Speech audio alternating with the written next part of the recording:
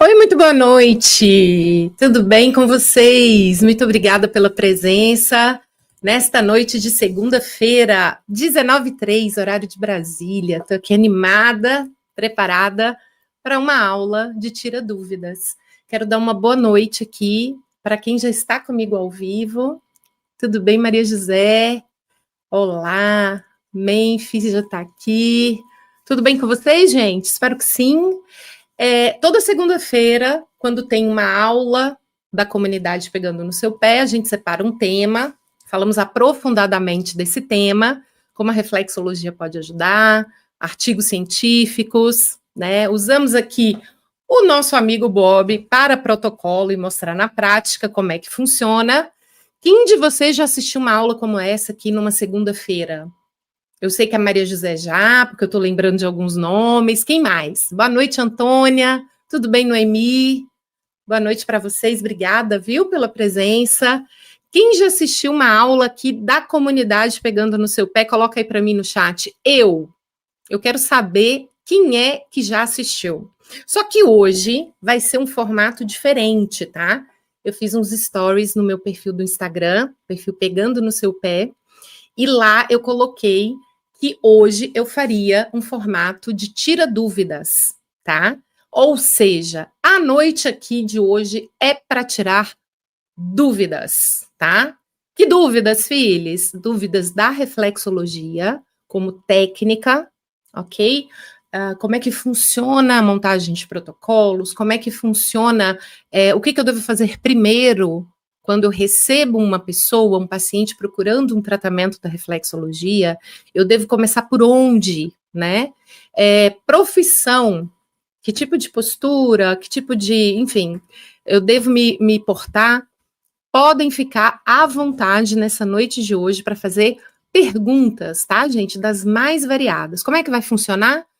Vai escrevendo para mim no chat as perguntas, tá? Porque eu também vou dar uma atenção na caixinha de perguntas dos stories que eu fiz do perfil Pegando no Seu Pé. Então a gente vai variando, tá?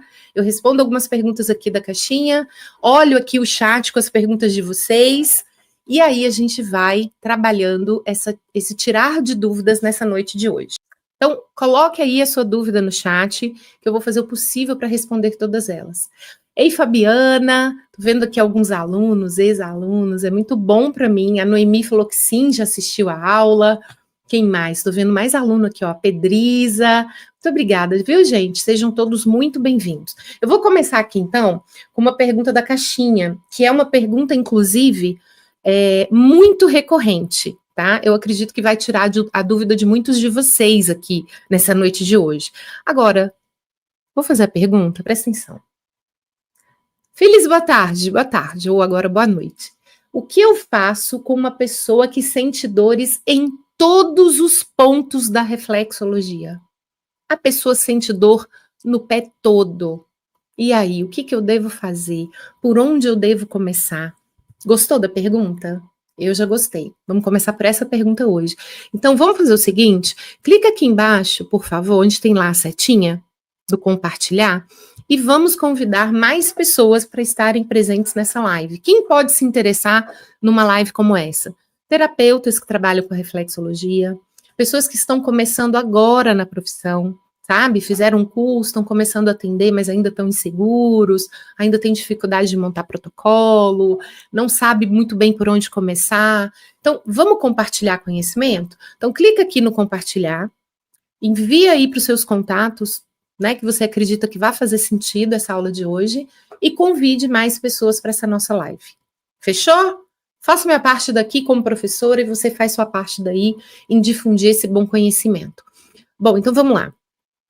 Uma pessoa que sente dores em todo o pé, em todos os pontos, eu já peguei várias pessoas nessa condição e acredito que você também. Filhos, ainda não. Fica tranquilo, fica tranquila. Você vai passar por essa situação. Qualquer coisa que você encostar no pé da pessoa. Tem uma paciente uma vez, gente, que só de eu tocar no pé dela, ela já se retraiu toda, de tão dolorido que estava o pé. Existe a possibilidade de um pé estar totalmente dolorido e intocável por alguma condição de saúde? Sim. Às vezes o pé, ele tá com uma sensação, alguns mencionam como agulhada. Ai, Phyllis, parece que você está enfiando ali um prego, algo pontiagudo.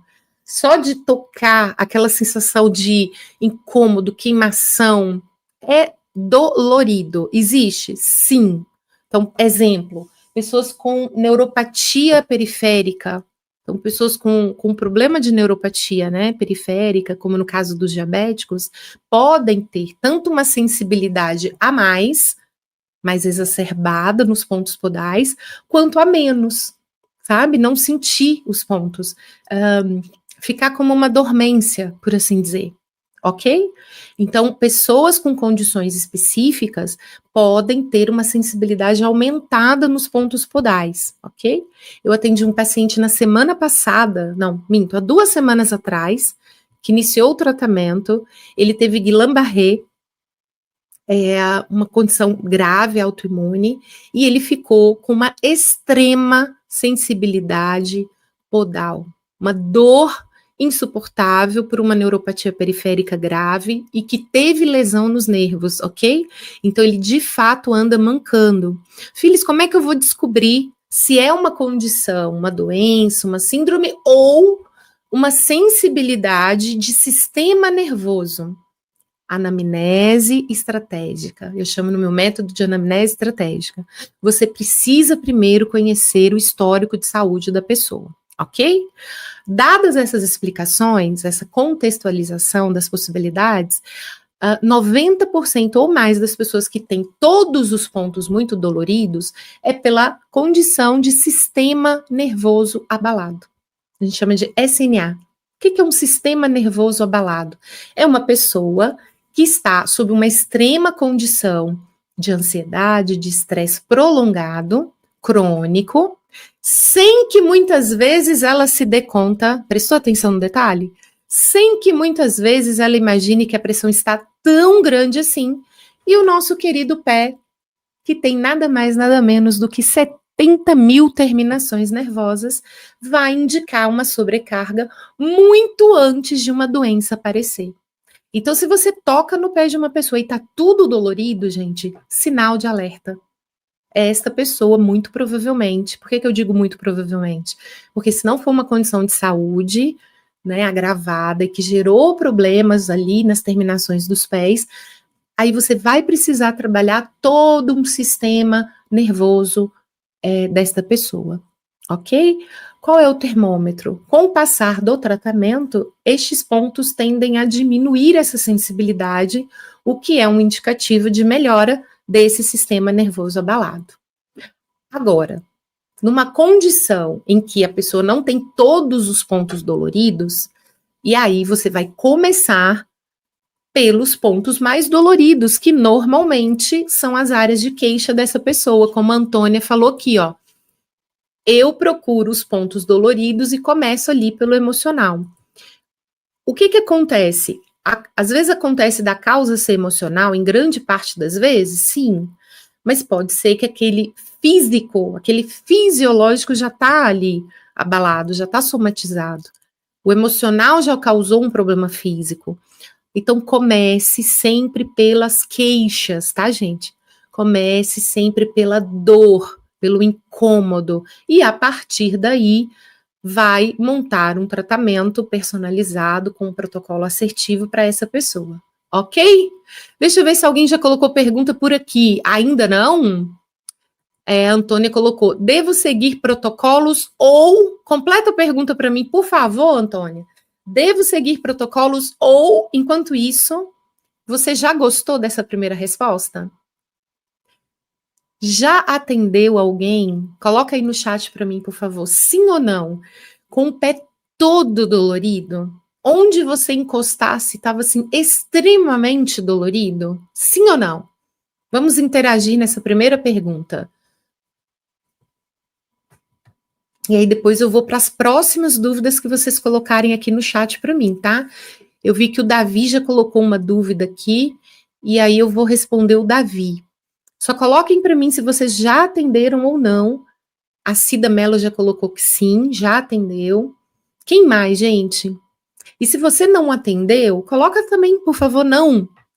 Mas vai ser bom você estar ouvindo essa explicação hoje, entendendo que você vai encontrar muitas pessoas nessa condição, tá? Principalmente, sabe o que eu tenho percebido? Eu tenho percebido o seguinte, não sei se vocês também. Pós-pandemia, e vamos colocar nos últimos 5 anos, pós-pandemia, e em especial aí nos últimos 2 anos para cá, a coisa piorou, degringolou bastante. O que quer dizer isso? Muitas pessoas com condições de saúde originadas, doenças, síndromes, originadas por estresse crônico, por ansiedade, por depressão. E por que isso tem acontecido? A gente passou por uma pandemia muito grave no mundo todo, né? Muitas pessoas perderam entes queridos, outras ficaram com sequelas, e mesmo quem não ficou com uma sequela física, ficou com muitos problemas emocionais, devido a uma condição agravada. E fora isso, os imprevistos têm acometido a todos. Então, quando a gente está bem, está tudo ok, um familiar está doente, de repente a gente recebe a notícia de alguém que faleceu sem esperar, de um amigo que está internado, e a vida tem sido assim, são muitos imprevistos, né? E aí a gente percebe que isso está indo diretamente para a saúde emocional, física das pessoas. A gente precisa não só ter empatia, acolhimento, paciência, entendimento, mas também técnica. Não dá tempo, gente. As pessoas não querem mais perder tempo, por assim dizer, com uma terapia, seja ela qual for, prolongada demais, que não gerar um resultado de alívio um pouco mais rápido. Por quê? Porque está todo mundo muito acometido, entende? Então, isso é muito importante a gente entender. Vamos para a pergunta aqui do Davi? O Davi disse assim, aí daqui a pouco eu vou para uma outra lá da caixinha do Instagram, tá? Já atendo, mas ainda tenho dificuldade de montar um protocolo. Qual a dica que você pode nos passar? Muito bem, Davi. Obrigada ao Davi pela participação e também pela Antônia, tá, Antônia? Completa aí, por favor, a sua pergunta que eu vou fazer o possível para respondê-la aqui, tá? Bom, vamos lá, Davi. Por que você ainda tem dificuldade de montar protocolo? E qual a sugestão que eu dou para a montagem de um protocolo? Comece pela dor, comece pela queixa, comece pelo incômodo. E aí você fala, filhos, mas e se a pessoa me apresenta 10 problemas diferentes? Por onde eu começo? Começa pelo que está pior. Então, se a pessoa reclamou para você 10 coisas, muitas vezes, Davi, essas situações vão estar entrelaçadas, entende? Então, por exemplo, a pessoa, ela tem o intestino preso, ela não dorme bem, ela tem dores, por exemplo, seja dor de cabeça, dor no ombro, dor no joelho, ela tem dores ali em mais de um local, vamos chamar assim, tá? Dores generalizadas ali, como a fibromialgia, dores crônicas, enfim. Dentre essas condições, você vai perguntar para ela, você preencheu lá, está preenchendo a anamnese estratégica. Você vai olhar para as queixas e falar, olha, dona Maria, dessas aqui, quais são as 3 que incomodam mais a senhora? Fala para mim, é a dor no ombro, é a dor de cabeça, é não dormir bem? Ela vai falar para você. Comece por aí. Então, selecione aí 2 ou 3 queixas e trabalhe isto. Primeiro, vai trazer alívio para o que mais incomoda. Segundo, vai te trazer credibilidade para que ela queira continuar o tratamento, porque ela vai entender que, olha, funcionou. Ele fez alguma coisa aqui que eu vi resultado, entende? Então, você vai colocar o seu protocolo, por exemplo, dentro do meu método, eu ensino começar pelo chamado protocolo-chave. O que é o protocolo-chave, Davi? Que você vai trabalhar em todas as condições para qualquer pessoa, seja criança, adolescente, adulto, idoso, homem, mulher, não importa. Então, você vai trabalhar o quê? Toda a área da coluna, você vai trabalhar circulação sanguínea. Antes disso, a gente acaba fazendo ali algumas manobras nos pés para alongar, para relaxar, para começar. Isso é o protocolo base. Fez as manobras, trabalhou coluna toda, tanto osso, né, parte óssea quanto muscular e circulação sanguínea, ok? Dona Maria, dói mais o ombro? Ombro. Dói mais cervical? Cervical. Já comece por aí, pelos pontos reflexos no pé e pelo protocolo de incômodo. A partir daí, dependendo das condições, que nem o Davi colocou aqui, ó, já atendeu também com dores específicas nas pontas dos dedos. Aí eu vou completar com esse raciocínio aqui, tá? Então, dependendo da necessidade da pessoa, você nem vai ter como trabalhar tudo numa única sessão. A gente tem que parar com essa ideia, gente. Por favor, ouçam a professora, de que você vai conseguir trabalhar e aliviar tudo numa única sessão. Não dá tempo. Você não vai fazer um trabalho bem feito. Não vai ter como. Se a pessoa traz quanto mais reclamações, mais assertivo você precisa ser. Por isso que é tratamento. Não é massagem no pé, é tratamento. Você precisa passar isso para a pessoa. Por quê? Pensa uma pessoa que chegou para você lá com seus 40 anos, tá? 30 anos, 50, não importa. Foram décadas de vida com determinadas situações. Você quer resolver numa sessão, você quer resolver com duas. Então, naquela primeira consulta, você vai fazer toda uma anamnese e vai concentrar nas 2, 3 queixas principais. E mostrar para a pessoa que ela precisa seguir agora. Lá na próxima semana, melhorou a dor no ombro? Melhorou o sono? Bingo! Talvez a partir daí outras dores já melhoraram, porque o sono é vida. A partir daí, você vai ver se você vai trabalhar os mesmos pontos da semana anterior ou se você já vai fazer uma diferenciação no protocolo. Agora, qual que é a importância de uma formação, Davi? Eu não sei se você fez um curso básico de introdução, uma formação completa. É que você vai saber por onde começar o tratamento a partir das queixas. Então, essa dona Maria, que a gente está usando aí, hipotética do exemplo, ela tem doenças inflamatórias, então tem um protocolo que eu chamo de protocolo base para inflamação. Ela tem doenças autoimunes ou uma doença autoimune, então tem um protocolo para começar o tratamento por doença autoimune.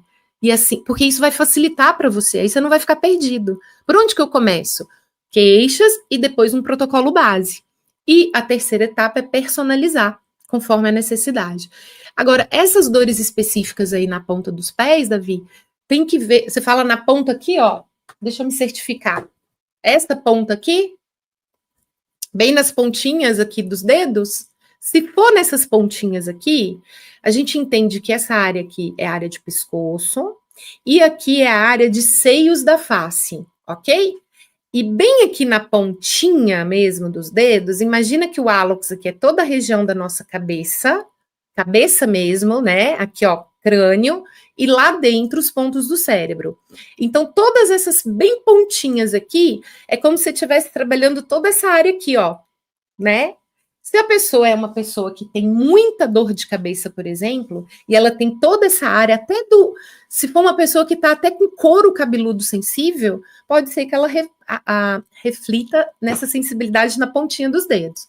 Agora, é diabético? Tem talvez uma neuropatia periférica? É uma outra opção. É uma pessoa que tem constantemente inflamações e infecções aqui nos seios da face? Viu como tem mais de uma possibilidade? Por isso que a gente afirmar, não, é isso ou aquilo. Não, a gente precisa primeiro fazer uma avaliação para se certificar. Ficou entendido? Fala aí para mim se ficou claro. E aí vão colocando aí suas dúvidas, tá? Aí a gente vai vendo aqui, ó. Vamos ver outra pergunta daqui? Vocês estão colocando bastante pergunta. Obrigada pela participação, que é isso que vai enriquecer a aula. Vou responder aqui da Márcia, tá? Márcia Fachini. Márcia também é aluna. Boa noite, Márcia. Obrigada aí pela participação. Vamos ver o que a Márcia perguntou. Olha, quando a pessoa tem muitas queixas e durante os atendimentos ela vai sinalizando novas queixas, o que fazer? Tratar as novas queixas ou deixar as queixas iniciais para depois? Ótima pergunta, Márcia. Vamos lá. O que a gente trata sendo velho, sendo novo? O que ela for mais grave para ela. Velho ou novo, não importa. Então vamos supor que ela chegou com uma queixa nova aqui, ó, como a pergunta da Márcia. Semana passada você tratou, por exemplo, dores, dor de cabeça, vamos supor, tá? Sono, constipação. E aí ela chegou naquela semana, numa segunda semana, e você vai falar, e aí, seu José? O senhor melhorou o sono? Olha, melhorou um pouquinho, não muito. Calma, não fique preocupado. Seu José não dorme direito, tem 20 anos, então uma sessão, né? Vai ter uma segunda, uma terceira. Melhorou um pouco, melhorou a dor também, mas esta semana, filhos, aí o meu joelho arruinou de vez. Não tem jeito. Arruinou, eu não tô conseguindo nem andar, eu não sei se foi mau jeito, não sei se já é o problema no joelho, que ele não tinha reclamado na semana passada, por mais que você perguntasse e tal. Você vai falar, então, o que tá mais incomodando o senhor hoje, seu José? É o sono que o senhor me reclamou? É a constipação? Ou é o joelho? É o joelho. Ele já até esqueceu do que ele reclamou. Então, foca no joelho. A pessoa teve uma semana anterior de reclamação, mas ela perdeu um ente querido. Entende? Aí ela chegou para você falando que tem 3 noites que ela não dorme direito, que ela teve uma crise de ansiedade. Então, o que é mais grave? Percebe que o que ela está te reclamando, você vai ter que fazer uma análise ali, perguntando muitas vezes para a pessoa, o que está mais grave hoje, então? O que está mais incomodando você hoje? Né? Isso ou aquilo. Então, você vai focar nisso. Agora, muitos casos a pessoa nem vai conseguir explicar. Aí entra o bom senso do terapeuta. Então, como esse exemplo que eu citei, a pessoa não reclamou, não tem problema com sono, tá? Ela não tem, ela dorme bem, mas perdeu um ente querido, passou por toda uma situação de estresse elevado, né? E aí chegou ali sem dormir há 3 noites. Bom senso do terapeuta, é hora de trabalhar esse sono.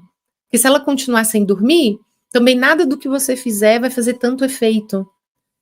Então, velho ou novo, sempre é a queixa maior e sempre é o que você perceber que vai gerar uma bola de neve e vai piorar para a pessoa, tá? Por isso que é tão importante a gente ser aquele terapeuta que semana após semana conversa com o paciente, dá atenção à reclamação dele. É tão importante a gente seguir no tratamento, gente, sabe por quê? Porque a vida é muito volátil. E eu estava falando para vocês aqui, parece que está cada dia pior. Por isso que hoje em dia não dá para começar tratamento com 15 dias, não, tá, gente? Para com isso, para hoje. Ai, mas o paciente só pode 15 dias. Ok, é de 15 em 15 dias. Beleza. Faça de 15 em 15 dias, mas deixe claro que o resultado não é o mesmo. É melhor fazer do que não fazer. Ok, concordo. Porque é uma forma de você ainda estar trazendo algum alívio, é uma forma de você ainda estar querendo resgatar aquela pessoa para continuar um cuidado maior. Mas deixe claro para ela, não é o mesmo resultado. Em 2 semanas, gente, olha, pelo menos na minha vida, acho que na vida de vocês também, e na dos pacientes não é diferente. Acontece tanta coisa, que parece que passou um ano. Não é verdade? Então, a gente tem que pensar nisso também. Márcia, ficou claro? Dentro dessa explicação aqui, ficou dúvida? Se ficou, coloca aí para mim que eu vou rolar o chat aqui e vou encontrar aqui a sua resposta. Gente, se vocês gostam desse formato, não deixa de curtir aqui embaixo, tá? Porque é uma maneira do conteúdo ser entregue, de mais pessoas chegarem a essas respostas, que pode ser a resposta que um terapeuta está procurando e não encontra, entende?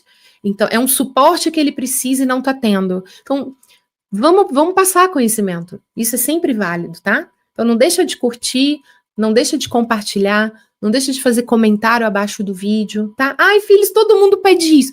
Porque é a forma que o YouTube tem de reconhecer que o conteúdo é válido e repassar para frente. Deixa eu ver agora, meus queridos, queridas, uma pergunta da caixinha. Porque eu abri uma caixinha lá no meu perfil do Instagram, pegando no seu pé, tudo junto, tá? Pegando no seu pé. E aí, eu tô tirando dúvidas por lá também. Deixa eu ver uma outra aqui. Vamos lá. Ah, não, peguei a mesma, peraí.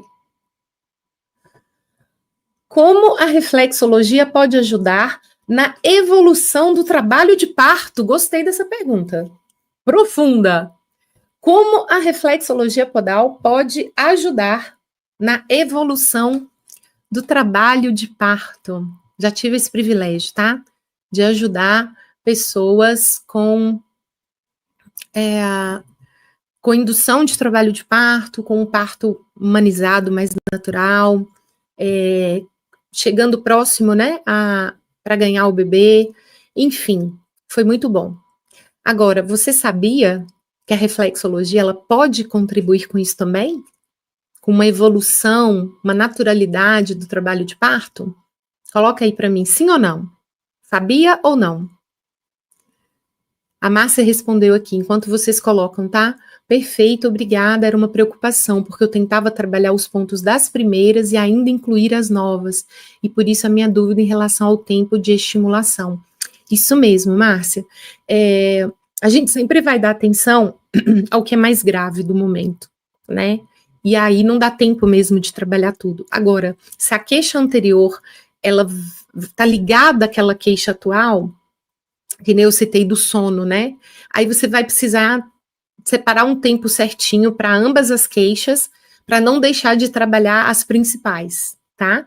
Porque uma acaba estando ligada à outra, beleza? Agora, se tiver uma dúvida específica em relação, por exemplo, a um atendimento específico, como você é minha aluna, coloca, por favor, no grupo de alunos, que aí eu vou conseguir avaliar, por exemplo, o protocolo que você usou, a queixa nova que veio, para te dar uma sugestão do onde você pode dar uma atenção maior. Bom, então a Liz respondeu que sim. E quem mais, gente, sabia que a reflexologia pode induzir de uma forma melhor o trabalho de parto? Preste atenção na pergunta. Não estamos falando aqui de cuidar da grávida para que ela tenha uma gestação saudável. Isso é um ponto. A reflexologia, de fato, vai poder causar, sim, estes benefícios, desde o começo da gravidez, tá bom? E ao longo dela. Em especial, no último trimestre, a gente pensar nas gestantes com reclamação de dores na coluna, edema, né, desconfortos ali, talvez intestinais, desconfortos como infecção, né, urinária, a gente pode, sim, dar uma ênfase a isso. Eu nem vou entrar aqui na explicação que muita gente tem de dúvidas em relação a doenças específicas das gestantes, se deve ou não deve trabalhar reflexologia lá no primeiro trimestre, que muita gente fala que não deve, que vai causar mal para o bebê e etc. Não vou entrar nisso. Isso aí são cuidados que você, como reflexoterapeuta, precisa estudar numa formação, tá?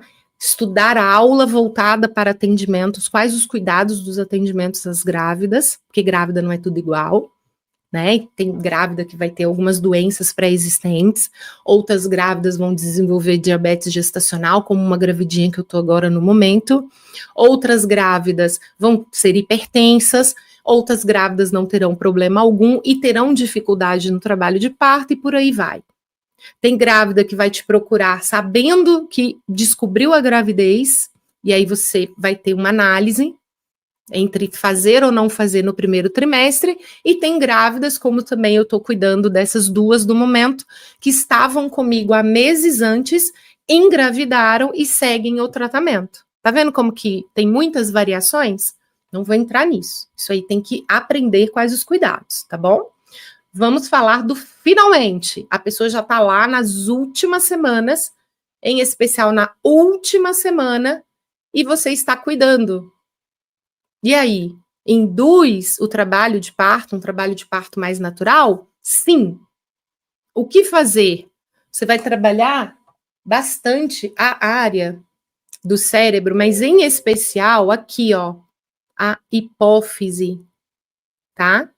Que é a chamada glândula mestra, e trabalhando aqui todo o sistema, na verdade, de conexão do sistema nervoso com o endócrino, que é a adrenal, né? A gente chama de eixo HPA, hipotálamo e hipófise. Você já está fazendo um trio aí, um eixo muito bom trabalhado para grávida, mas em especial a hipófise é que vai fazer todo um trabalho de ajudar, sabe, com a dilatação, se essa mulher realmente tiver toda uma proposta de trabalho de parto natural, e depois em ajudar com a ejeção do leite materno, né, o famoso descer o leite mais fácil, porque é o chamado hormônio do amor, né, a ocitocina, e no caso de algumas mulheres, devido a toda uma tensão, um estresse que elas passam, em virtude ali do processo gestacional e até em ganhar o bebê, algumas vão ter mais dificuldade de ejeção de leite, outras por genética também vai ter mais dificuldade da dilatação em si. Então, quanto melhor a gente deixar essa mamãe, né, tranquila, menos estressada, e com a dilatação acontecendo de uma forma mais natural possível, né, pode sim ajudar no processo. Filhos, é certo, é garantido? Ô, gente, o que é certo, garantido no organismo humano? Fala para mim. Eu posso dar certeza para essa grávida? Ô, gente, não. Porque é multifatorial. Não depende só das nossas queridas mãozinhas e boa vontade, muito amor e acolhimento. Depende da alimentação dessa mamãe, depende do ambiente que ela vive. É um ambiente agradável, é um ambiente tóxico, né? Essa mamãe, ela tá em casa tranquila ali, esperando a chegada do bebê, ou ela tá, ó, trabalhando até a última semana, até quase o último dia. Então é multifatorial, né? Não tem como. O que a gente pode falar é assim, é que todo alívio que a gente puder trazer, toda a estimulação para que o corpo dela funcione da melhor maneira possível, em especial, né? Pode sim contribuir. A Lisa até perguntou aqui, ó, ajuda a descolar a placenta? Então, Liz, eu não entendi muito bem a sua pergunta, tá? Se vai ajudar a sair a placenta mais fácil, é isso? Pós-parto? Bom, vamos lá, se for isso, todo o trabalho de estimulação para que o corpo funcione melhor e tenha um sistema de imunidade mais ativo, né? E uma circulação sanguínea que vai trazer oxigenação, que vai trazer melhor nutriente para aquela área, vai ter uma contribuição geral. Mas, como eu falei, é multifatorial. Então, por exemplo, essa gestante já teve um parto natural antes, essa gestante teve uma gestação saudável, essa gestante está tendo dilatação ou zero dilatação, para a gente entender como que vai ser o processo pós, entende? Agora, se a gestante tem algum problema em relação, como um descolamento de placenta, algo do tipo, aí eu volto a falar dos cuidados que um reflexoterapeuta precisa ter, ok? Principalmente para trabalhar grupos especiais. O que são grupos especiais, filhos? São pessoas que estão em condições diferentes das chamadas naturais, normais. A gravidez não é doença, claro, né? Mas é uma condição especial. A mulher está gestante, ok? Está gestando um bebê.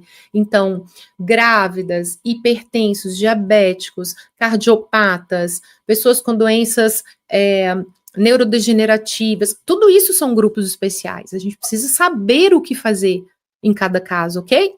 Para a gente poder ficar seguro. Senão, quando a gente começar a atender uma pessoa numa condição diferente, a gente vai ficar inseguro. Entende?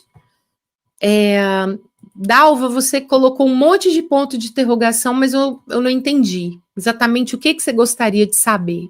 É isso aqui que você colocou antes? Posso ajudar ela trabalhando o ponto do rim? Ah, tá. Agora que eu vi sua pergunta cá em cima, ó. Tem como ajudar uma pessoa que está com pedra no rim e no canal e ainda não saiu? Sim, tem como ajudar. Então, se você estimular toda a área de sistema urinário, vai ajudar muito para que o sistema urinário funcione melhor.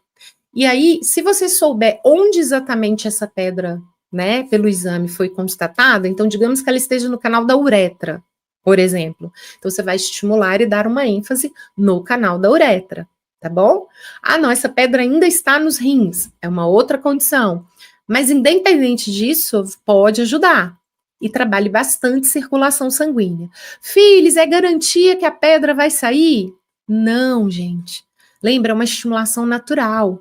Baseado nas estatísticas, né, nos artigos científicos e na quantidade de pessoas nessa mesma condição, a chance de uma evolução positiva é bem maior do que não acontecer nada positivo, tá? Mais de 80%.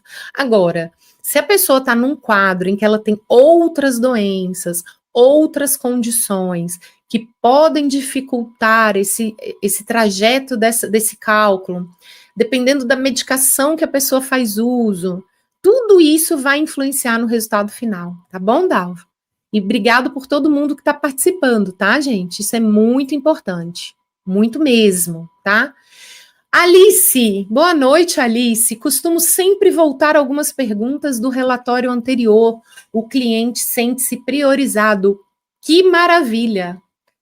Faço isso também e recomendo que se faça isso, tá, gente?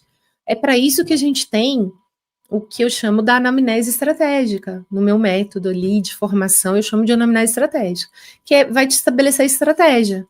Então, você tem que ter tempo para sentar, olhar lá a anamnese da pessoa, voltar como a Alice disse aqui, olha, seu José, e aquela dor no ombro que o senhor tava? O senhor me reclamou aqui quando a gente começou, há umas 8 semanas atrás, o senhor não mencionou mais. Ah, gente, não tá sentindo mais não. Tô nem lembrando, nem te falei. Parou de doer. Parece que foi um mau jeito ou alguma inflamação, melhorou. Então, além de se sentir priorizado, o paciente também, ele começa a valorizar mais o seu trabalho. Por quê? Porque, gente, o normal é estar bem. O normal deveria ser não estar com dor. Não deveria ser estar aflito, estar tendo crise de ansiedade. Então, o cérebro, ele fica em alerta com o problema, não é? Então, a gente fica muito mais atento quando está com dor, quando está incomodado, quando está com o emocional abalado, porque o cérebro está lá, ó, filhos, fica atenta, ele quer manter a gente vivo, né? Agora, quando a coisa é boa, nem precisa dar tanto foco. Então, quando melhorou, parece que sumiu. O paciente nem lembra que reclamou aquilo, porque o normal é estar bem, por assim dizer. Mas quando você lembra, você traz isso à tona, é uma forma dele relembrar e falar, poxa, olha como melhorou mesmo, entende? Então é importante mesmo. Vamos ver a Denise. Tudo bem, Denise? Boa noite. Vamos ver a pergunta dela aqui, ó. Estou com um curso na área emocional. Eu queria ver quais os pontos para trabalhar no pé quem sente muita raiva. Entendi. Bom, Denise, vamos lá. Eu vou falar pela minha formação, tá? Pela minha formação em reflexologia emocional. Não sei se você está estudando comigo ou com algum outro professor, instituição, mas é importante a gente entender assim, olha, de modo geral, né, o que a raiva, a emoção, o sentimento da raiva afeta? Analisando a psicossomática, qual área é mais afetada com o sentimento da raiva? Então a gente entende que é a área gastrointestinal. A gente pode até pensar aí, para não esquecer, quando a gente fala, por exemplo, da gastrite nervosa, a gastrite que é nervosa, entendeu? Então, a gente faz uma ligação, uma correlação dos órgãos aqui na parte fisiológica, do funcionamento físico, e emoção e sentimento, onde que eles mais afetam, tá bom? Então, essa área. Porém, o que eu te sugiro? Algumas pessoas são assintomáticas. Então, às vezes a pessoa ela tá até com uma esofagite, uma gastrite, um problema no estômago, mas ainda não tem aquele sintoma que denota que ela tem um problema ali. Mas é uma pessoa que diz sentir muita raiva, né? Ela tem raiva de tudo e todos. Então, além de estimular, que é uma forma de você preservar aquele órgão que está afetado, é uma forma de você ajudar o órgão a não adoecer pela sobrecarga que ele está tendo, Denise. É muito importante você identificar a causa dessa raiva, entende? Então, assim, é algum acontecimento específico? É um sentimento de injustiça que ela tem, onde ela trabalha, com a família, e isso gera raiva nela? Então, o que gera raiva nessa pessoa? Ou ela sente uma raiva gratuita, sabe? Assim, tem raiva das pessoas, da humanidade, enfim, se sente vitimada. É importante a gente ir além, né? Eu falo lá no meu curso emocional, tem até dentro do meu curso algumas ferramentas, como desenho com arquétipos, musicoterapia, cineterapia, e outras ferramentas ali, metáforas, neurometáforas, que é para ajudar a tirar isso para fora, sabe? Ajudar o paciente a colocar. Nem ele sabe explicar, às vezes, direito de onde vem essa raiva ou a intensidade dessa raiva. Mas quando você vai usando algumas ferramentas, algumas perguntas, que eu acho que o importante é isso, sabe? Não é nem a resposta, às vezes, que você quer ter ali imediata, é a pergunta certa para a pessoa, para que ela consiga chegar a essa conclusão e te ajudar no tratamento. Faça isso, tá? Elabore perguntas que vão ajudá-la a entender essa raiva, entende?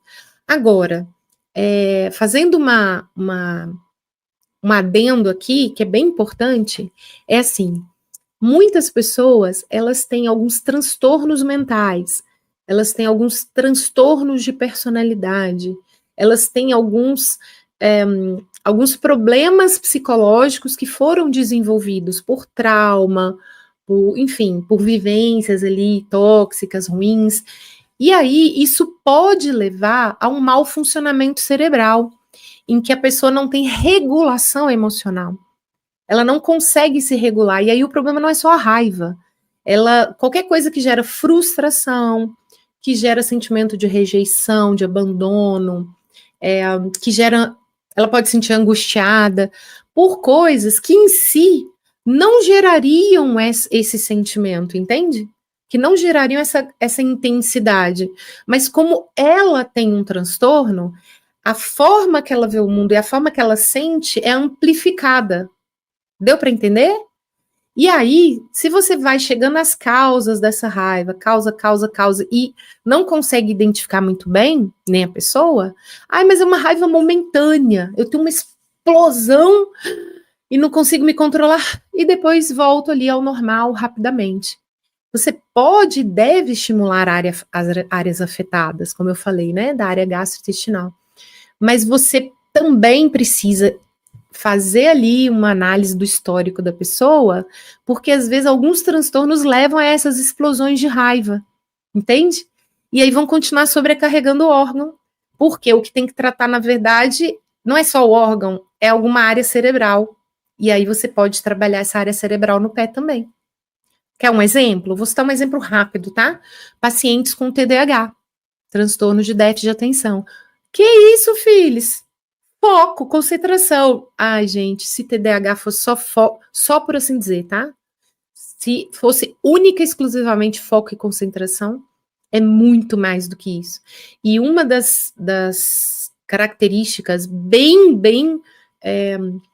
fortes de um TDAH é muitas vezes a falta de regulação emocional.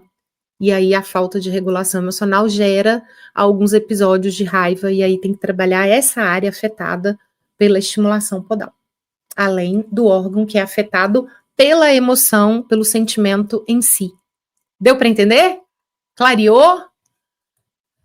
E aí, gente, estão gostando? É legal esse formato de tira dúvidas? Deixa eu ver se ficou alguma dúvida aqui mais no começo aqui. Agora, é importante a gente falar também sobre essa questão de postura profissional, tá? O Matheus colocou aqui, bom, pelo menos é do Matheus, né? Estou aprendendo, ainda não tenho curso. Bora entrar para a turma, Matheus.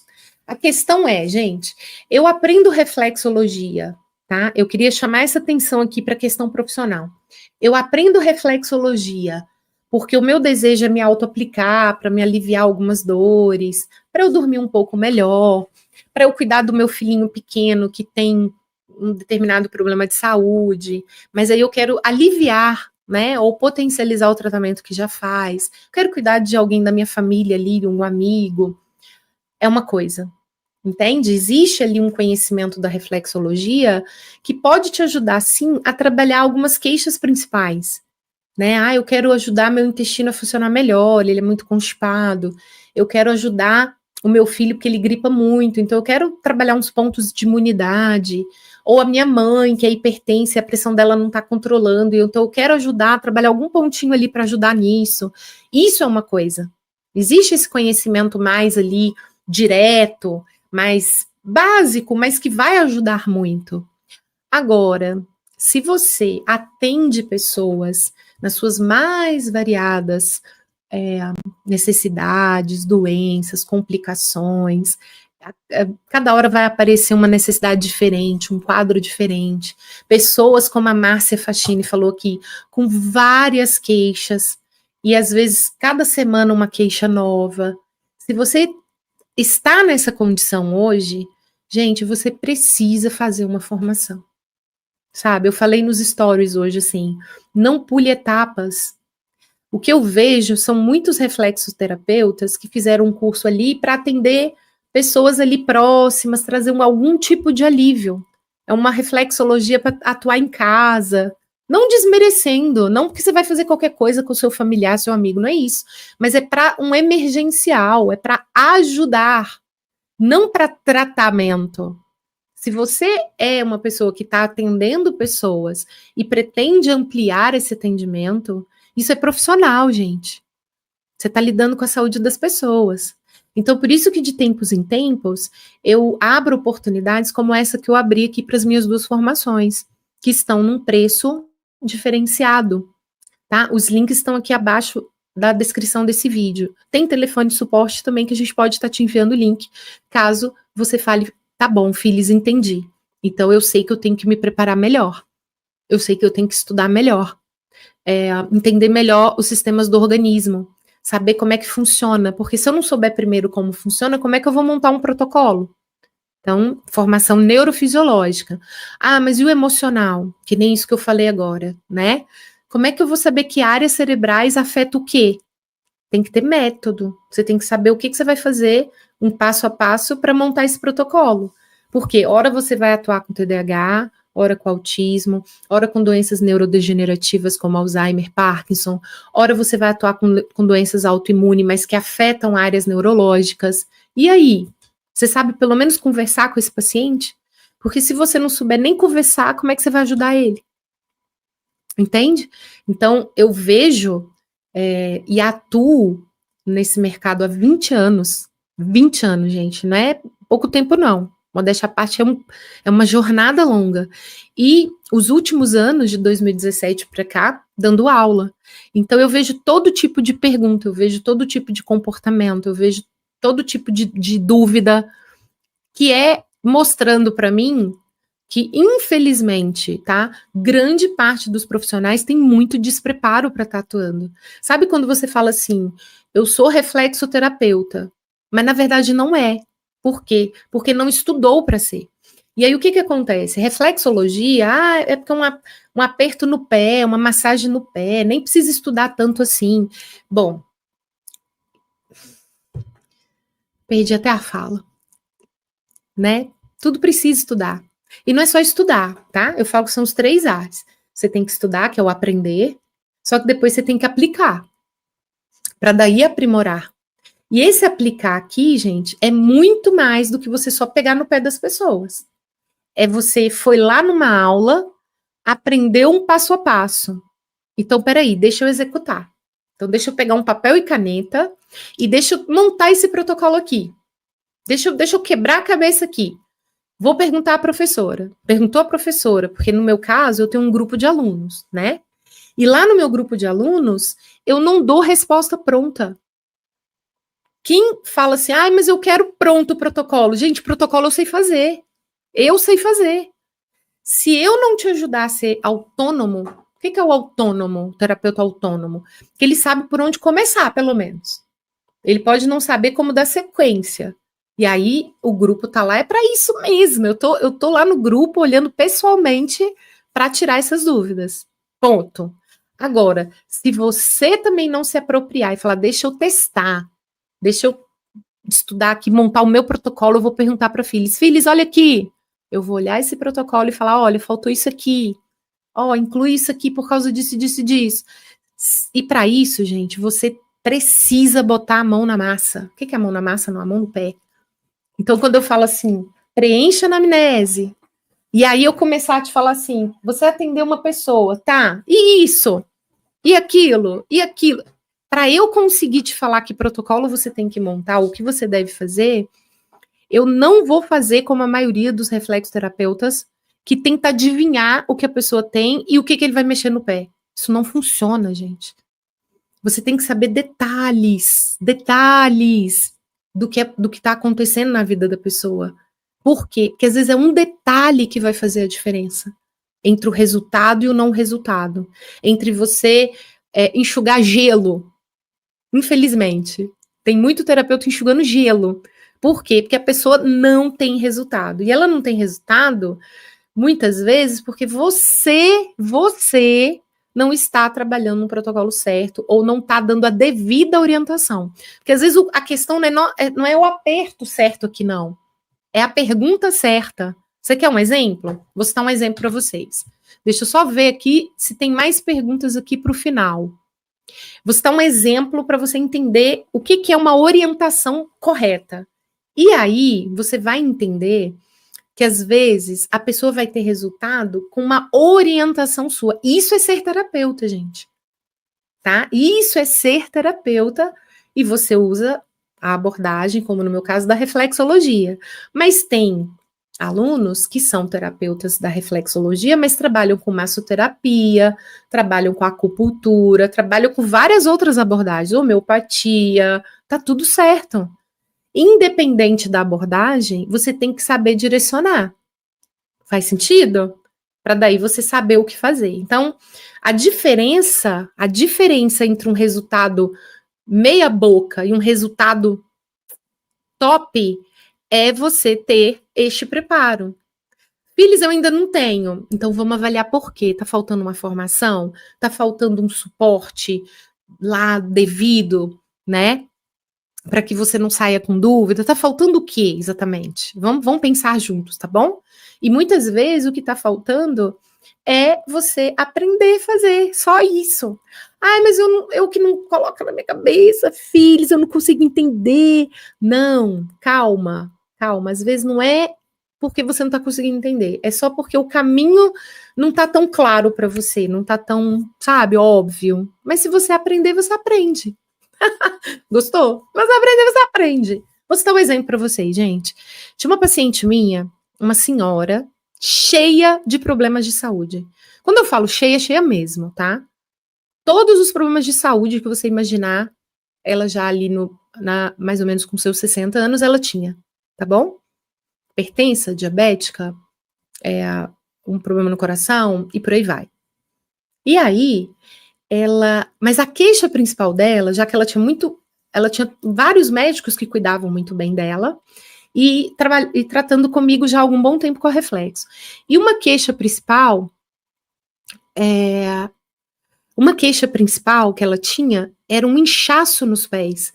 Só que era um inchaço tamanho que ela sentia dor no dorso do pé. Então, deixa eu mostrar para vocês aqui, ó. Então, tá vendo? Imagina aqui o Bob, ó.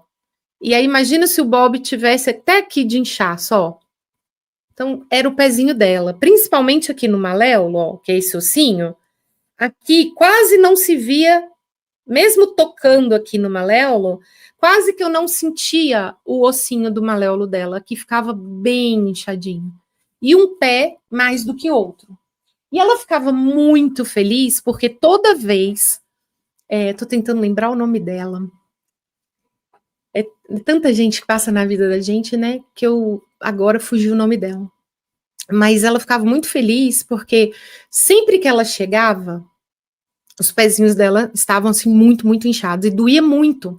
Então, às vezes, aqui, ó, só do sapato roçar aqui no dorso do pé, ela, para andar, sentia aquela dor, né? Aí, no final do dia, colocava a perninha para cima, tentava usar sapatos mais confortáveis, mas todo dia inchava. E aí, eu falei, gente, e ela chegava, eu fazia reflexologia, principalmente circulação sanguínea. Então, quando ela chegava, eu não podia nem pegar assim no pé dela, não, tá? Com muita força, não. Eu tinha que ir com muita... Sabe quando o podólogo pega aqui em unha encravada? Que eles pegam assim com todo cuidado, que eu admiro muito, ó. Pega aqui para não ir lá onde a unha tá machucada. Era assim que eu tinha que pegar no pé dela. Então, com muito cuidado. Então, eu pegava aqui. Primeiro, começava assim, ó. Como se fazendo um carinho mesmo. Conversando com ela, vendo como é que foi a semana. Por quê? Só esse deslizar aqui, ó, em direção ao coração, já começava a drenar, né? Depois eu vinha estimulando aqui os linfonodos, ó.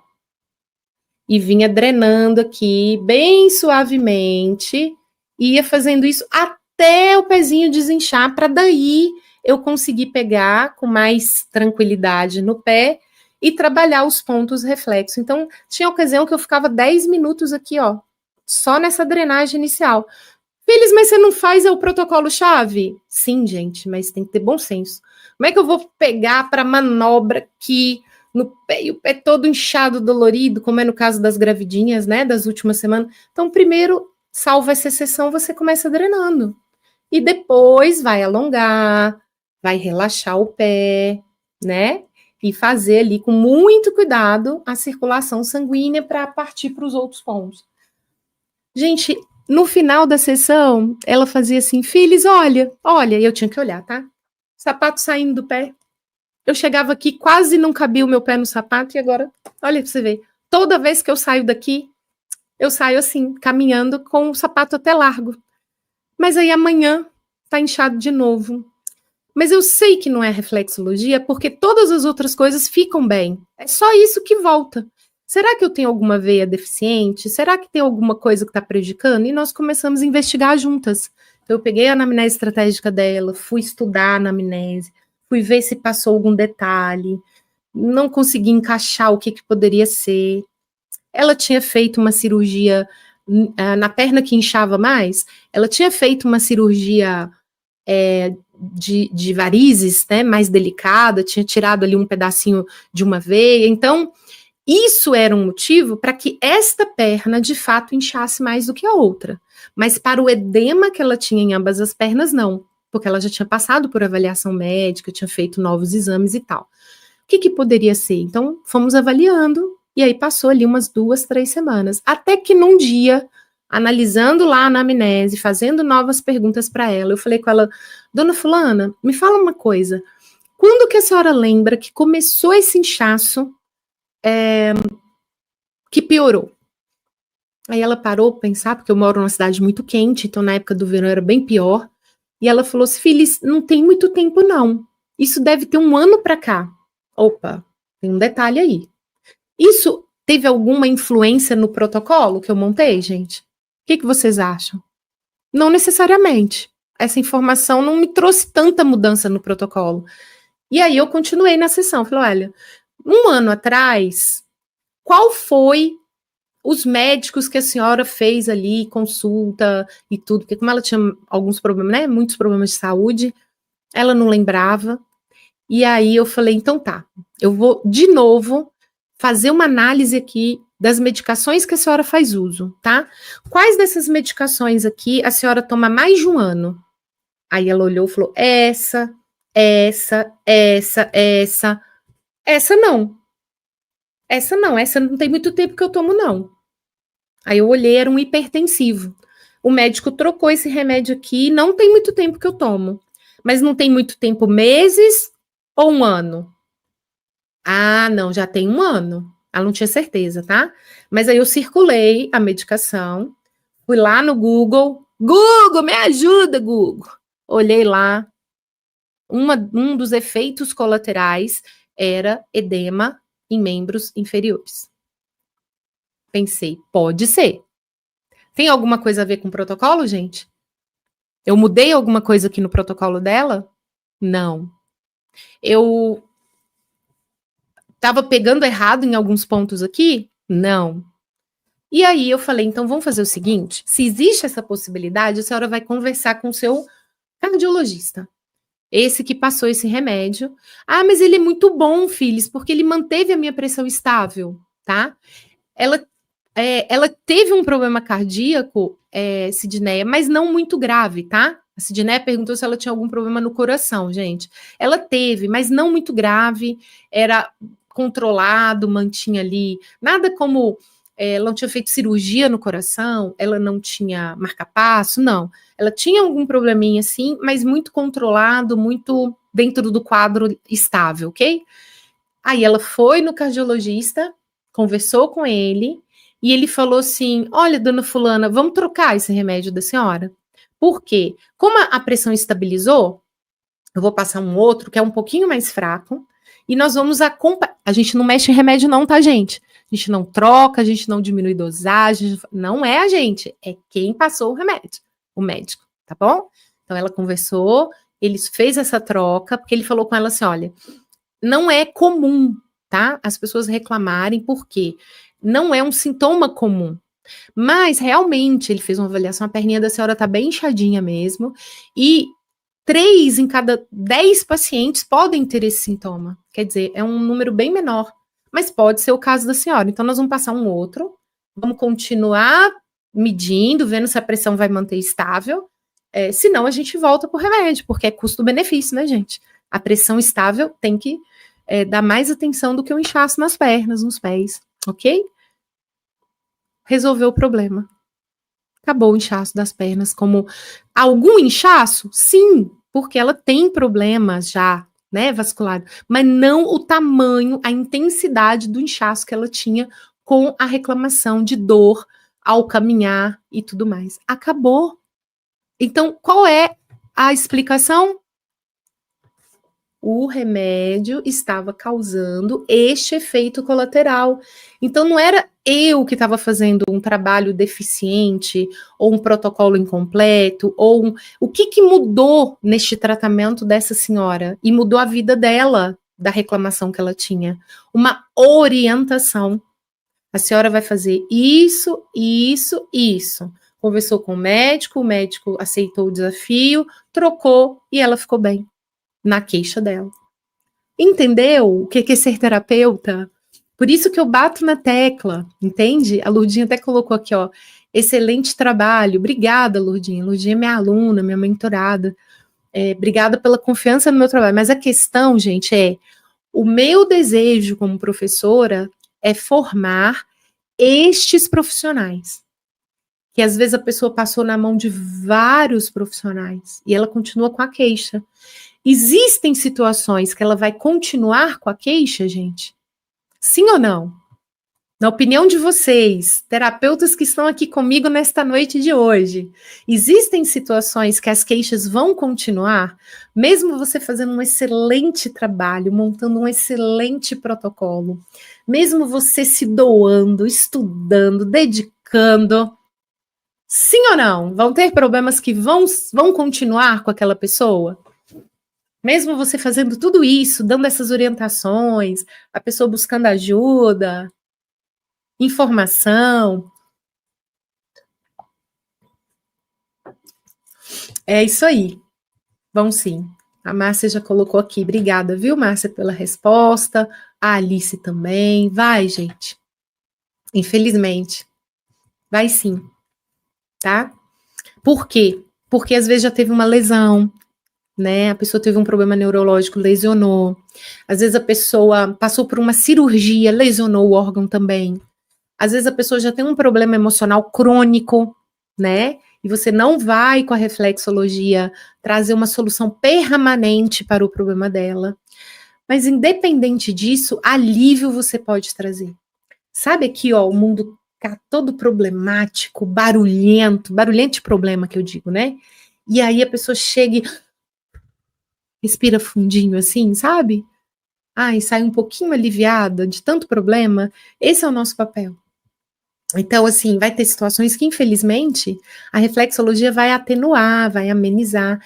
E não é porque você não está fazendo um bom trabalho, não está trabalhando o protocolo certo, é porque é um problema grave, é um problema permanente, né? Então, eu vejo meus pacientes, por exemplo, né? Pacientes com demência, ou pacientes com Parkinson, ou qualquer outra doença neurodegenerativa, enfim, vai ter uma piora progressiva, mas o que eu puder fazer para retardar isso, para estabilizar a condição, para trazer alívio, esse o nosso trabalho. O que a gente não pode deixar é que a pessoa não tenha alívio por falta de estudo nosso, por falta de conhecimento nosso, entende? Até de orientação. Não pode. Então, se está faltando, o que eu te convido a fazer? Repensa. Se você fez um curso básico, introdutório, mas você sente assim, filha, está faltando. Tem uma coisa aqui que não está encaixando. Então, está faltando fazer uma formação. Né? Eu te convido a segurar aí, né, por assim dizer, na sua mão e te ajudar nesse processo. Filhos, mas eu já fiz uma formação e eu continuo inseguro. Então, tá faltando a gente trabalhar mais essa parte. Filhos têm dificuldade de montagem de protocolo, ou ainda não sei muito bem o que fazer em algumas situações. Então, vamos explorar essas suas dúvidas, vamos responder essas suas dúvidas para você, sabe, não ficar com dúvida. O terapeuta não pode ficar com dúvida, porque se ele tem, ele vai ficar inseguro lá na frente, entende? E aí a gente tem que trabalhar nesse sentido. Então, o que eu quero falar para você aqui? As duas formações, minhas duas formações principais, que é a neurofisiológica e a emocional, estão em aberto com uma oportunidade, tá? Se você tiver aí o desejo que eu seja sua professora, que eu te ajude tirando suas dúvidas lá, né, no grupo de alunos, todo mês, gente, tem 2 aulas ao vivo com alunos. 2. Quem participa ao vivo comigo, que está aqui presente, que é aluno que está aqui presente, pode falar aqui com todas as letras. Eu não deixo o aluno sair daquela aula com dúvida. Eu chego a ser a professora chata que fala, e aí, gente, mais alguma dúvida? Vamos lá, quem quer participar? Quem dá mais? Quem dá mais? Por quê? Porque eu quero que a pessoa saia daquela aula preparada, sem aquela dúvida que ela entrou. Aluno que não pôde assistir a aula ao vivo, tá lá as gravações das aulas na plataforma para entrar, assistir. Ah, eu não entendi direito aquilo que ela explicou. Coloca no grupo, mas não sai. Tipo assim, você terminou a formação comigo e ficou com dúvida? Será que você ficou com dúvida porque não colocou a dúvida lá? Não tem jeito de adivinhar. Entende? Então eu quero dedicar nesse sentido. Deixa eu ver aqui o que a Dalva falou para a gente fechar, tá bom, gente? Com chave de ouro. Trato um cliente que tem uma bala alojada no corpo. E do lado que tá, ele sente mais desconforto. Ele gosta muito de fazer toda semana, que sente muito alívio. Obrigada pelo depoimento, tá, Dalva? Faz todo sentido, né? Eu não sei exatamente, né? Você não mencionou aqui onde a bala está alojada, mas o corpo entende ali como um corpo estranho. Muito provavelmente ela já encapsulou, né? Eu tive uma paciente assim também, com uma bala alojada na perna. E não teve como retirar. Mas tudo que pode tornar o corpo inflamado, né, pode gerar ali uma sensibilidade maior daquele lado ali onde a pessoa tem um processo inflamatório. Mas o que acontece também? Dependendo do lado, pode ser que também questões emocionais, como, por exemplo, a grande maioria sente muito do lado esquerdo, né? E aí a gente percebe que questões emocionais influenciam muito também. Porque como o cérebro ele funciona ao que se, como é que fala, ao que a ciência diz até hoje, cruzado, né? Então a gente sente ali, às vezes, uma maior sensibilidade de um lado ou outro, dependendo também de traumas que a pessoa tenha sofrido, né? De traumas cerebrais ou problemas emocionais também. É isso, gente. Então, muito bem. Gostei muito aqui da participação. Acredito que não ficou dúvida aqui para trás. Deixa eu ver o que a Wanda falou. Wanda é minha aluna também. Eu amei fazer o curso e quero fazer o próximo. Me capacitar a cada dia. Show de bola, Wanda. Vai ser um prazer para mim ter você na sequência aqui dos seus estudos com o emocional, que você fez o neurofisiológica, né? Então, a grande importância é obtenha todo o conhecimento e o conhecimento necessário para te deixar seguro. Ah, filhos, mas eu já fiz uma formação. Mas essa formação te deixou seguro? Ou te deixou com dúvida? Ou você não sabe o que fazer? Então, talvez você tenha que fazer uma outra. Entende? Talvez eu tenho alunos de várias outras formações. O importante é eu me sinto preparado, eu me sinto seguro, né? Para o atendimento, para o que eu preciso fazer. Então, eu vou deixar aqui abaixo, gente. A Wanda só colocou aqui o restinho faz uns 20 anos, ele não sabe mais onde está. Sério? Não sabe mais? Ah, tem coisa que é melhor esquecer mesmo, né? Imagina, a bala alojada. Deixa quieto, né? Gostaria que respondesse minha pergunta acima. Andréia também deixou pergunta? Ai, gente, então vou responder da Andréia e a que ficou faltando da Wanda. Essa aqui, Andréia, ó. Essa, Wanda, desculpa, Andréia. Qual o melhor protocolo para quem tem estresse crônico e a pessoa tem sacroilíaco. Ô, Wanda, estresse crônico, primeiro ponto, trabalha o eixo HPA. Então, adrenal, hipófise, hipotálamo. Por quê? Porque primeiro você precisa começar a melhorar esse nível de cortisol, que é o chamado hormônio do estresse, lá pela adrenal. Você precisa diminuir essa adrenalina que a pessoa sente com esse estresse crônico, certo? Então, trabalha o eixo HPA, né, ok? Muito circulação sanguínea, nervo vago. Agora, multifatorial. Qual é o motivo desse estresse crônico? Então, é ambiente, é trabalho, é família. Se as causas não forem trabalhadas também, você tem que deixar claro para a pessoa que esse estresse crônico, ele melhora, piora, melhora, piora, porque o que está por trás afeta, ok? Ou investigar também essa questão de transtornos mentais, como eu mencionei aqui do TDAH. Às vezes existem algumas condições que geram na pessoa um estresse crônico por uma condição diferente que ela tem e ela não consegue lidar bem com aquilo. Outras pessoas não conseguem lidar com aquilo e gera naturalmente um estresse crônico. Então tem que cuidar da causa, entende? Como foi colocado aqui, ó, tá vendo? Não, peraí que eu peguei errado, ó. Então, entendeu, gente? Peraí que daqui a pouco eu vou pegar da André e fechar aqui com essa questão. Então, o melhor protocolo para o estresse crônico é começar trabalhando a queixa, entende? Então, é diminuir esse nível de adrenalina e cortisol pelo trabalho da adrenal. E verificar, Wanda, se essa pessoa está dormindo bem. Não adianta não dormir bem, que o estresse vai seguir viagem, entende? Porque é um ciclo, ao ciclo circadiano. Então, se a pessoa não dorme bem, a melatonina da noite, que não faz o trabalho dela, vai prejudicar a serotonina do dia, para dar a sensação de bem-estar.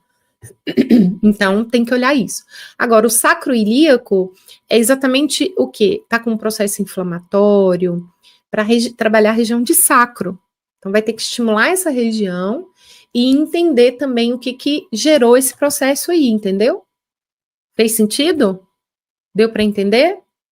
Porque só falar assim sacroilíaco, para mim ficou meio solto. Que condição que ela tem? Para eu poder tirar essa dúvida direitinho sua. Então, me explica melhor isso aí lá no grupo, porque você é minha aluna, então coloca lá no grupo, tá? Eu vou conseguir explicar melhor essa condição aí do sacroilíaco.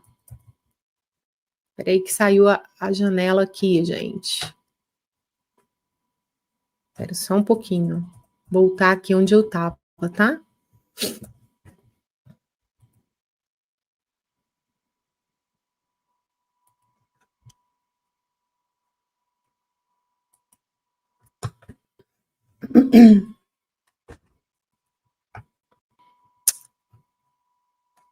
Beleza? Agora vamos ver lá da Andréia.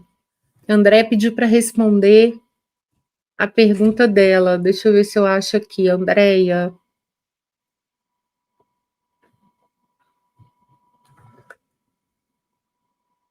Andréia Rodrigues.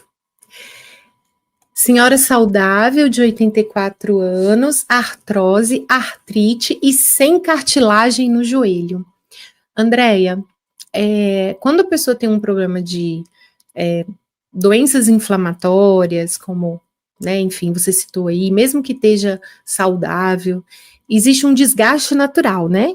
Então, por exemplo, a cartilagem do joelho, quando ela tem um desgaste, enfim, infelizmente, você vai fazendo um trabalho de remediação. Então, trabalhar o ponto do joelho ali, para deixar o osso mais forte, porque o osso mais forte vai deixar um músculo mais forte, e aí vai doer menos, incomodar menos, devido ao problema da cartilagem. Então, ponto do joelho e pontos de processos inflamatórios, porque acaba gerando um processo inflamatório, né?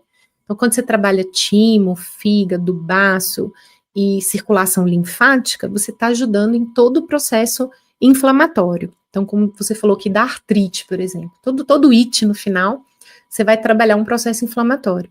Com ênfase, no caso da artrite e da artrose, das áreas afetadas. Então, além do joelho, né, quais áreas mais afetadas nessa condição? Não, mão, punho, aí você tem que trabalhar isso no pé. Então, por exemplo, se você vê aqui, ó, na lateral do pé, bem aqui no finalzinho, ó, na lateral externa, tá? Você encontra o ponto das mãos aqui, ó, né? Então, você consegue pôr com mão e pé, que são as extremidades do corpo. Então, trabalhando toda essa área aqui, você vai melhorar se for a área afetada. Então, você tem que trabalhar a área afetada e esses pontos de processos inflamatórios. Começa por aí, tá bom? Agora, eu peguei aqui uma pergunta errada. Deixa eu ver aqui, ó.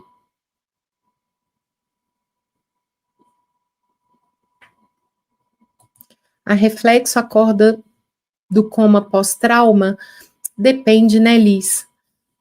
Todo o processo multifatorial, como eu falei, e que a gente não sabe o nível da lesão, né? Mesmo que seja. Quando você fala trauma, eu estou entendendo trauma físico, tá? Não estou entendendo trauma emocional, eu estou entendendo pancada, lesão, acidente. Então, todo o processo de estimulação é válido.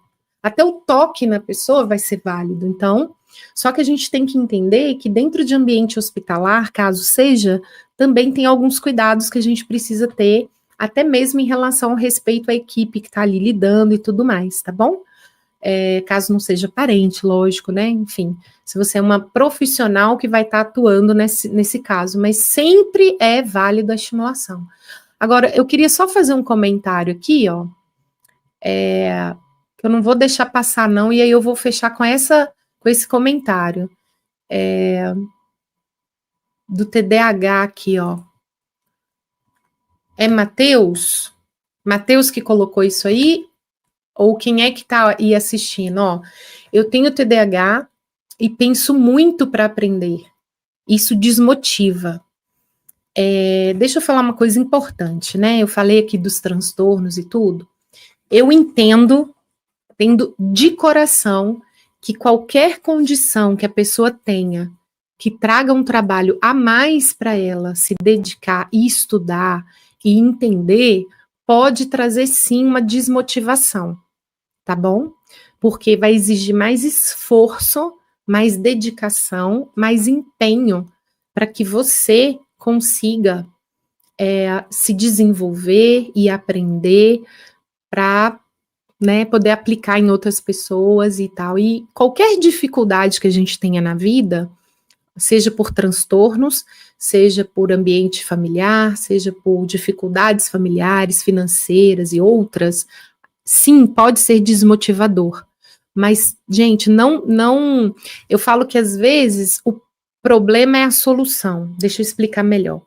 Às vezes, quando a pessoa fala assim, isso me desmotiva, eu quero deixar um recado, é assim, às vezes você tem que pensar que, justamente porque é algo tão importante e que você vai ter que vencer uma barreira, né, do transtorno, para realmente se tornar uma terapeuta ou um terapeuta, né, caso você deseje, eu digo que isso pode ser o seu maior motivador, entende? Por quê?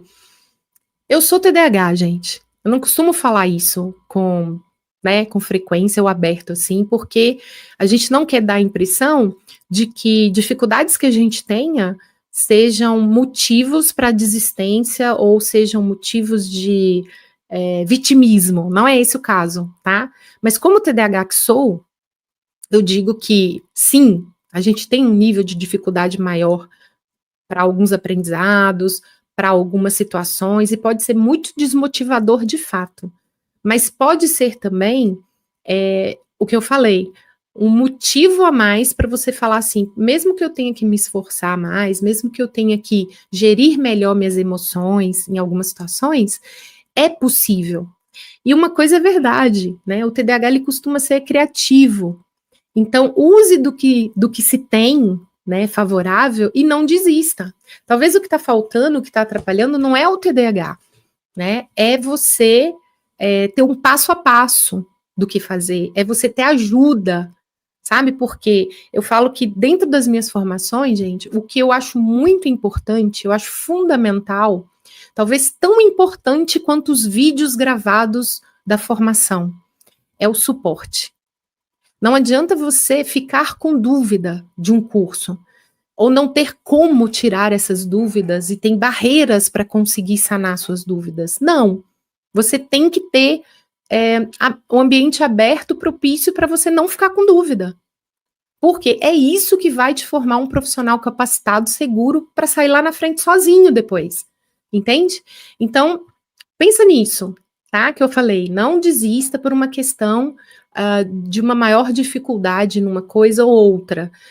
Pense de forma que, às vezes, o que falta é um direcionamento melhor, para você não ter tanta dificuldade para a realização. Não permita que a desmotivação te paralise, tá? Beleza? Muito bem, gente, muito obrigada, tá? Vou deixar aqui os links abaixo, tá? Das minhas formações. Será um prazer receber aí novos alunos, aproveitarem aí essa oportunidade. Obrigada pelos alunos que participaram aqui. E ficou alguma dúvida a mais? Ou quem estiver assistindo depois essa gravação dessa aula que eu vou deixar aqui no YouTube, eu vou deixar a caixinha aberta lá no Instagram, tá? Instagram Pegando no Seu Pé, tudo junto. Se você não me segue por lá, aproveita e já deixa qualquer outra dúvida, tá? Lá na caixinha, que aí até amanhã eu vou responder o restante das dúvidas, beleza? Muito obrigada aqui pela participação, boa noite a todos e a gente se vê. Até!